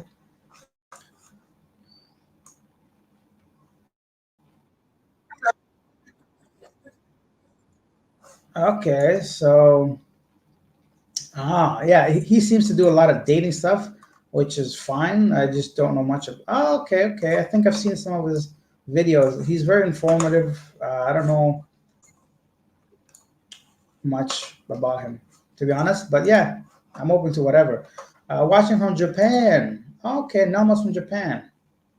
Good morning and Merry Christmas, says Pascal. Good morning and Merry Christmas. Feliz Navidad. And ha! Every country there's a whore, even here in Japan. Oh, I've been trying to try Japanese whore. I'm joking, but like, yeah, Japanese women are a whole nother level. You want, yeah, they're on a different spectrum over there. Um,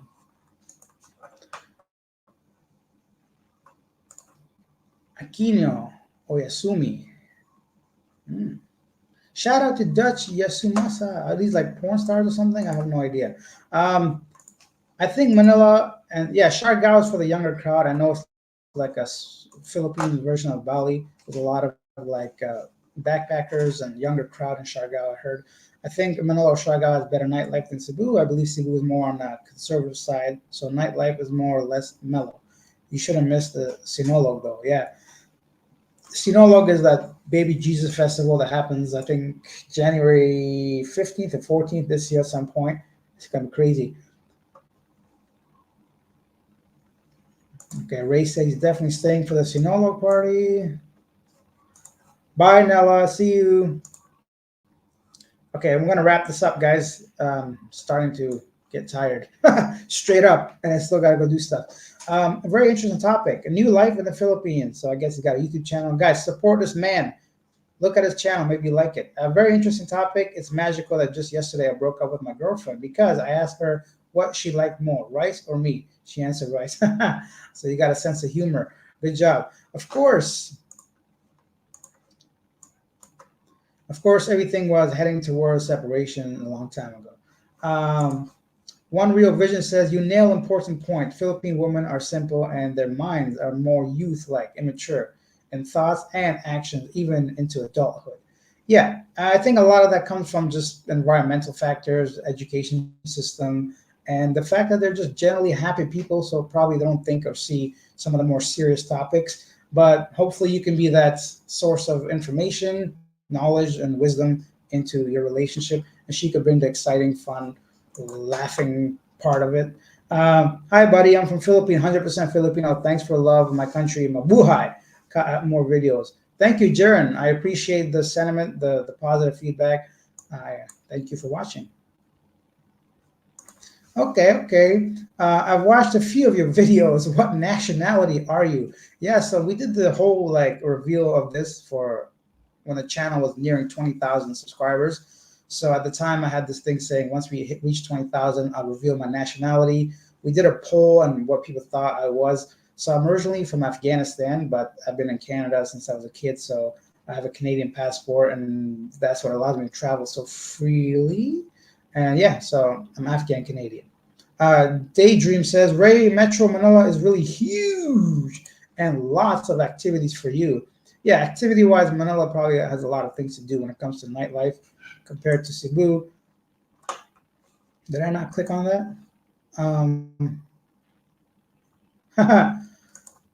Mike is an a-hole. Very bad advice. Yeah, I don't know the guy at all. I don't know what kind of videos he makes. Like I said, I don't do collaborations unless somebody reaches out to me. I'll see. Oh, three languages, 30%. Spanish. Thanks for your response. Do you like Iloilo? I've never been there, but I plan to go on at some point. Can do there. I'm not sure about nightlife, meant food trips, etc. Okay, so some tips for Ray who wants to visit more stuff in the Philippines. Oh, G is here. Hello, Alex. Good morning from New Jersey. New Jersey in the house. Okay, Devils. All I know, New Jersey Devils, right? The hockey team. My life tie says, well, I graduated from my college with my bachelor's degree, and I'm on my way to Asia to work on an ESL teacher. Oh, that's amazing. I hope you really careful with the school. Be sure to do some research before you accept anything. Make sure you get everything in writing.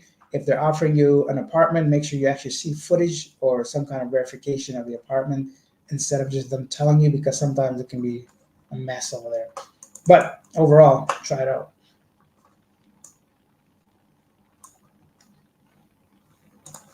My dream has finally come true. All of this is very hard work. It is hard work, but listen, dreams are there for hard work. If it was easy to achieve your dreams, we would all be living in La La Land, right? So I'm proud of you for achieving your dreams. Hopefully everything goes well, and good luck.